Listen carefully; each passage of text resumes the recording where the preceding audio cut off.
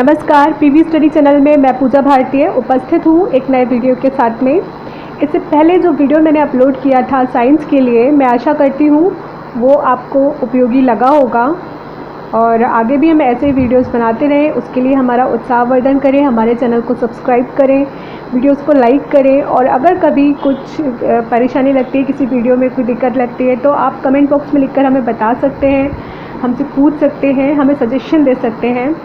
और आज जो वीडियो हम बना रहे हैं ये है भारतीय राज्य व्यवस्था के ऊपर। ये टॉपिक BEO के सिलेबस में है और इसके अलावा भी बहुत सारे कॉम्पिटिशन्स में इससे रिलेटेड क्वेश्चन ज़रूर आते हैं, तो ये एक अच्छा टॉपिक है। और जैसे मैंने पिछले वीडियो में आपको बताया था, हम बिल्कुल बेसिक से स्टार्ट कर रहे हैं, तो हम ऐसे भी बिल्कुल बेसिक से स्टार्ट करेंगे। मेरे ख्याल से किसी भी चीज़ को बहुत अच्छे से जान लेना बहुत अच्छा रहता है, तो हम इसे बिल्कुल बेसिक से स्टार्ट करेंगे। तो आज हम स्टार्ट कर रहे हैं भारतीय संविधान के विकास से। तो जो संविधान शब्द है, ये शब्द हिंदी में है, इसको इंग्लिश में हम कहते हैं कॉन्स्टिट्यूशन। कॉन्स्टिट्यूशन जो शब्द है ये बना है कंस्टिट्यूरे से। कंस्टिट्यूरे शब्द लैटिन भाषा का शब्द है जिसका मतलब होता है प्रबंध करना, यानी कि मैनेज करना, या जिसको हम बोल सकते हैं व्यवस्था करना या आयोजन करना। तो संविधान का मतलब हो गया किसी भी चीज़ की व्यवस्था करना। और संविधान किसकी व्यवस्था कर रहा है हम सभी जानते हैं, हमारे पूरे देश में संविधान लागू है और उस संविधान के अकॉर्डिंग ही हम अपने कर्तव्यों का निर्वाह करते हैं, अपने अधिकारों को जानते हैं और देश के प्रति अपनी जिम्मेदारियों को निभाते हैं और सारे नियमों का हम पालन करते हैं। उसी के अनुसार दंडात्मक कार्रवाई की जाती है, सब कुछ उसी के अनुसार चलता है, तो सबको पता ही है ना।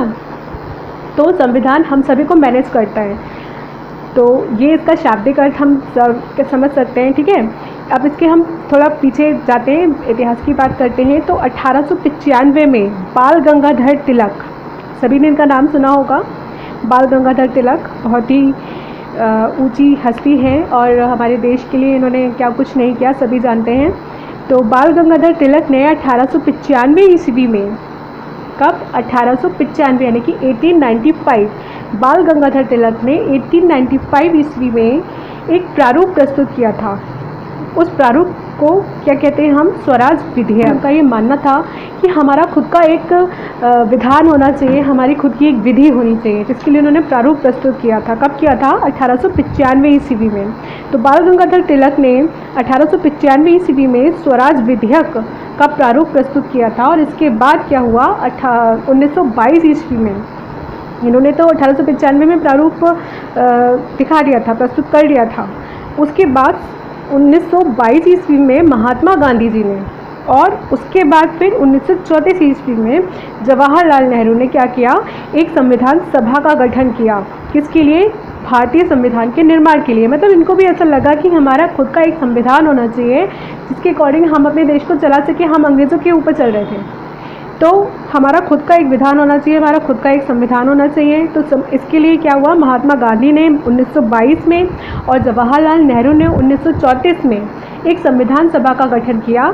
किसके लिए? भारत के संविधान के निर्माण के लिए। ठीक है, उसके बाद आगे बढ़ते हैं थोड़ा। तो हम एक बात हमें देखने को मिलती है कि जो संविधान है हमारा, भारतीय संविधान जो है, इसका जो ऐतिहासिक विकास रहा है उसका जो काल है वो 1600 ईस्वी से शुरू होता है। 1600 ईस्वी में ईस्ट इंडिया कंपनी की स्थापना हुई थी इंग्लैंड में, तो इसलिए हम इसको संविधान का, भारतीय संविधान का ऐतिहासिक विकास का काल मानते हैं। ठीक है, ईस्ट इंडिया कंपनी की स्थापना हुई थी एक चार्टर एक्ट के द्वारा। चार्टर एक्ट क्या होता है? चार्टर एक्ट में चार्टर जो है इसका मतलब होता है राजलेख। ठीक है, तो ये जो चार्टर एक्ट था, इसके अनुसार जिस ईस्ट इंडिया कंपनी की स्थापना हुई थी, इसका प्रबंधन, इस कंपनी का जो प्रबंधन था उसकी पूरी शक्ति इसके गवर्नर के पास हुआ करती थी और इसकी 24 सदस्यीय परिषद के साथ पास हुआ करती थी। तो इस पूरी कंपनी को कौन प्रबंधित करता था? गवर्नर और 24 सदस्यीय परिषद। मतलब इनका जो परिषद था उसमें कितने सदस्य थे? 24।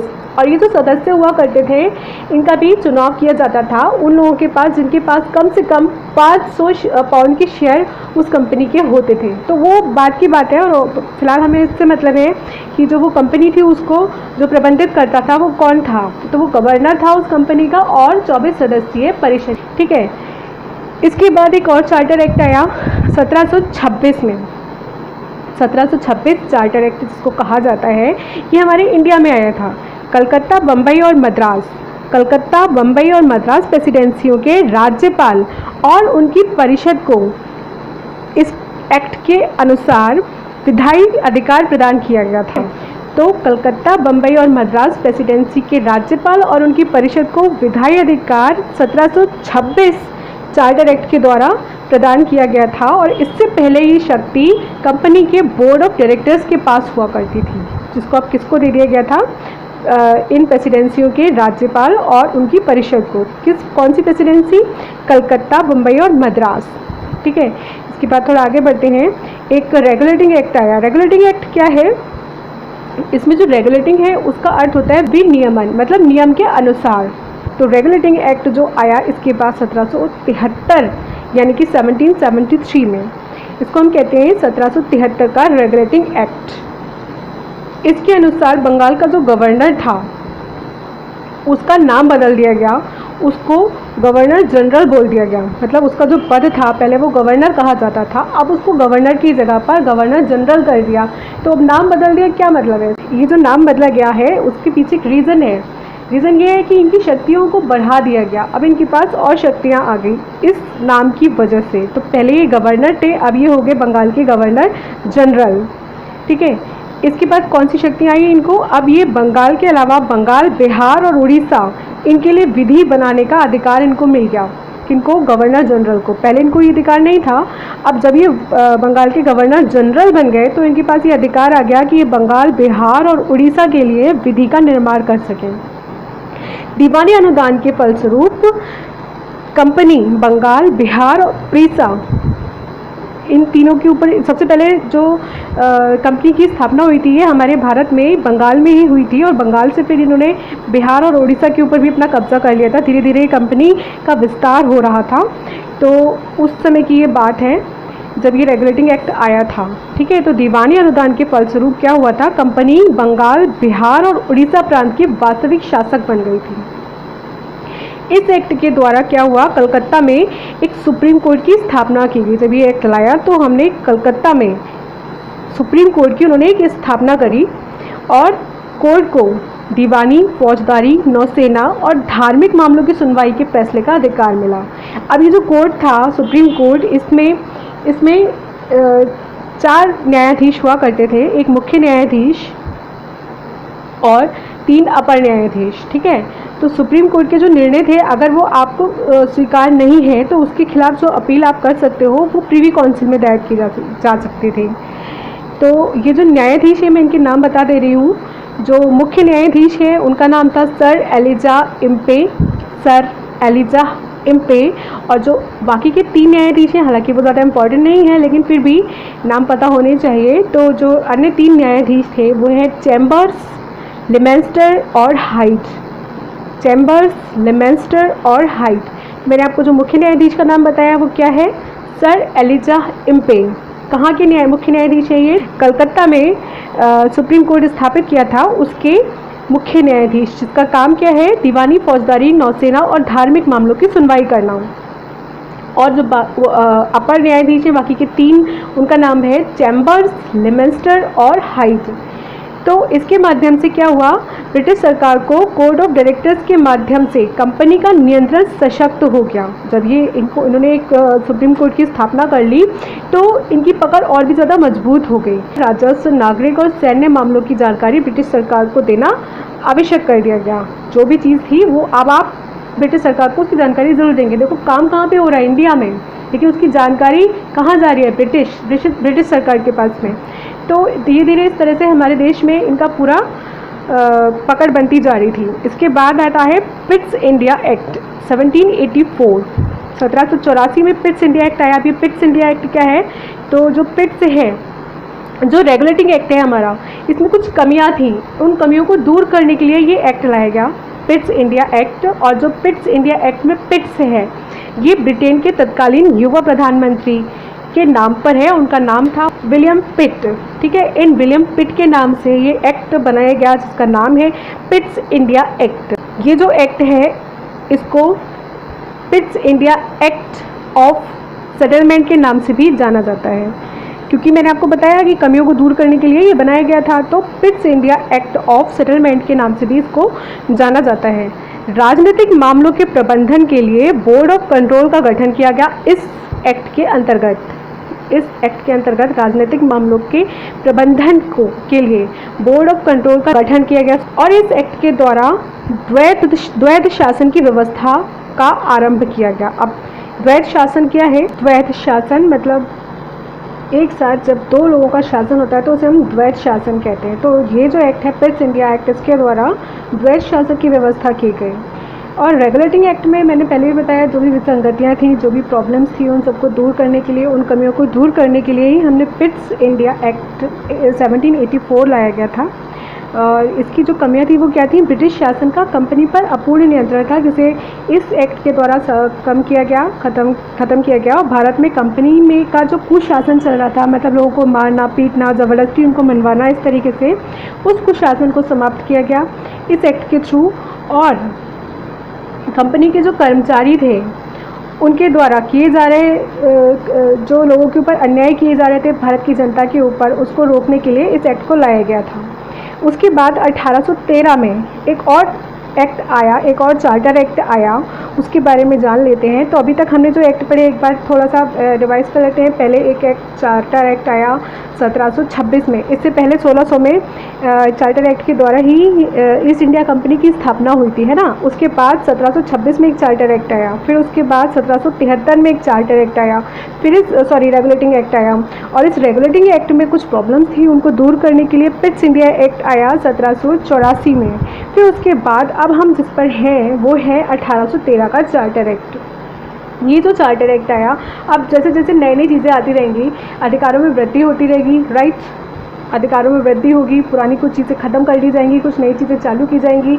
तो यही सब है, उसको अच्छे से जान लेना ज़रूरी है और उसको याद रखना ज़रूरी है। बहुत ज़्यादा अपने ऊपर हावी मत होने दो कि ये चीज़ कैसे याद होगी, वैसे कैसे याद होगी। एग्जाम्स में याद आ जाता है, बस एक बार आपको सुना हुआ होना चाहिए और उसको समझा हुआ होना चाहिए। तो आप अच्छे से सुनो और समझो। तो हम बात कर रहे हैं 1813 के चार्टर एक्ट की। तो 1813 में जो चार्टर एक्ट आया था, ये क्या था? इसमें जो भी भारतीय व्यापार चल रहा था इनका, उसके ऊपर जो एकाधिकार था उसको समाप्त कर दिया गया। किसके द्वारा? 1813 के चार्टर एक्ट के द्वारा। भारतीय जो व्यापार था उसके ऊपर इनका जो एकाधिकार था, यानी केवल एक ही का अधिकार, उसको ख़त्म कर दिया गया। लेकिन उसके बाद भी उनको परमिशन दी गई 20 सालों के लिए कि वो चीन के साथ में व्यापार कर सकते हैं और साथ ही पूर्वी देशों के साथ चाय का व्यापार कर सकते हैं एक अधिकार के रूप में। मतलब एक अधिकार अभी इनका यहाँ से नहीं छीना गया था, लेकिन भारतीय व्यापार में इनका एक अधिकार ख़त्म कर दिया गया 1813 चार्टर एक्ट के द्वारा। इसके बाद कंपनी के अधिकार पत्र को 20 वर्षों के लिए बढ़ा दिया गया। मतलब जितने वर्षों के लिए कंपनी की स्थापना की गई थी, उसका जो अधिकार था उसको 20 वर्षों के लिए इन्होंने बढ़ा दिया 1813 चार्टर एक्ट के द्वारा। और इस राजलेख यानी इस चार्टर एक्ट के द्वारा सबसे महत्वपूर्ण कार्य जो हुआ वो क्या था कि कलकत्ता, बम्बई और मद्रास की सरकारों द्वारा बनाई गई विधियों का ब्रिटिश संसद द्वारा अनुमोदन। यानी कि अगर आप कोई भी विधि बना रहे हो बंगाल में, बम्बई में, मद्रास में, तो उसका अनुमोदन करना अनिवार्य है। किसके द्वारा? ब्रिटिश संसद द्वारा, ठीक है। उसके बाद 1833 चार्टर एक्ट की बात कर लेते हैं। 1833 चार्टर एक्ट, अब इसमें भी कुछ और नई चीज़ें आई होंगी, है ना। तो इसके द्वारा क्या हुआ? कंपनी के व्यापारिक अधिकारों को पूरी तरीके से ख़त्म कर दिया गया। जो कंपनी के व्यापारिक अधिकार थे उनको पूरी तरह से ख़त्म कर दिया। और इस अधिनियम के द्वारा देश में एक केंद्रीय शासन प्रणाली की शुरुआत की गई। मतलब अब आप इनका दायरा जो है वो अब बढ़ गया है। तो बंगाल के जो गवर्नर जनरल थे उनको अब पूरे भारत का गवर्नर जनरल बना दिया गया। अभी तक ये केवल बंगाल को संभाल रहे थे, बंगाल, उड़ीसा और बिहार के बारे में विधियाँ बना रहे थे। अब क्या हुआ? पूरे भारत के गवर्नर जनरल इनको बना दिया गया। गवर्नर जनरल की जो परिषद थी उसमें एक और सदस्य की नियुक्ति हो गई और उस सदस्य को कहा गया विधि सदस्य। यानी कि विधि के निर्माण के लिए उन्होंने एक और सदस्य की नियुक्ति कर दी गवर्नर जनरल की परिषद में, ठीक है। और ये जो अधिनियम है 1833 चार्टर एक्ट, इसके परिणाम स्वरूप प्रथम विधि आयोग की स्थापना हुई, ठीक है। प्रथम विधि आयोग की स्थापना कौन से एक्ट के अंतर्गत हुई थी? किसके परिणाम के स्वरूप हुई थी? 1833 चार्टर एक्ट के परिणाम स्वरूप। इसके बाद सर्वप्रथम मैकाले का नाम सभी ने सुना होगा, जो एजुकेशन से बिलोंग करते हैं उन्होंने तो 100% सुना होगा कि सर्वप्रथम मैकाले की विधि सदस्य के रूप में गवर्नर जनरल की परिषद में सम्मिलित किया गया। सबसे पहले किसको विधि सदस्य के रूप में, मैकाले को उसमें गवर्नर जनरल की परिषद में सम्मिलित किया गया एक विधि सदस्य के रूप में। तो इस एक्ट ने क्या किया, मद्रास और मुंबई के गवर्नरों की जो विधायिका संबंधी शक्तियाँ थीं उनको उससे वंचित कर दिया। ठीक है, इसके अंतर्गत पहले बनाए गए कानून को क्या कहा गया, नियामक कानून, और जो अब नए कानून बनाए जाएंगे उसको क्या कहा जाएगा, एक्ट और अधिनियम। ठीक है, चार्टर एक्ट 1833 को सिविल सेवकों के चयन के लिए खुली प्रतियोगिता का आयोजन शुरू करने का प्रयास भी कहा जाता है। ठीक है, आज हम इतना ही रखते हैं। अभी हम विकास की बात कर रहे हैं, अभी हम संविधान के निर्माण के ऊपर नहीं आए हैं, पर कैसे हम संविधान के निर्माण तक पहुँचे हम इसी की बात कर रहे हैं। तो आज एक बार थोड़ा सा फिर से एक बार रिवाइज कर लेते हैं कि हमने आज कौन कौन से एक्ट के बारे में पढ़ा। तो हमने सबसे पहले 1726 के चार्टर एक्ट के बारे में पढ़ा। ठीक है, उसके बाद फिर हमने 1773 के रेगुलेटिंग एक्ट के बारे में पढ़ा। चार्टर एक्ट 1726, रेगुलेटिंग एक्ट 1773, उसके बाद पिट्स एक्ट 1784 1784 के बाद 1813 चार्टर एक्ट, 1813 का चार्टर एक्ट आया। उसके बाद 1833 का चार्टर एक्ट, यहाँ तक हमने पढ़ लिया है और इसके आगे के एक्ट के बारे में हम इसके अगले वीडियो में पढ़ेंगे। आज के लिए इतना ही। अगर अच्छा लगा हो तो वीडियो को लाइक करें, हमारे चैनल को ज़रूर सब्सक्राइब करें, और अगर कुछ प्रॉब्लम लगी है, कुछ गलतियाँ, कुछ मिस्टेक्स आपको दिखाई दी हैं तो आप उसके बारे में हमें कमेंट बॉक्स में लिखकर बता सकते हैं। आपके सजेशंस का हम हमेशा स्वागत करते हैं। धन्यवाद।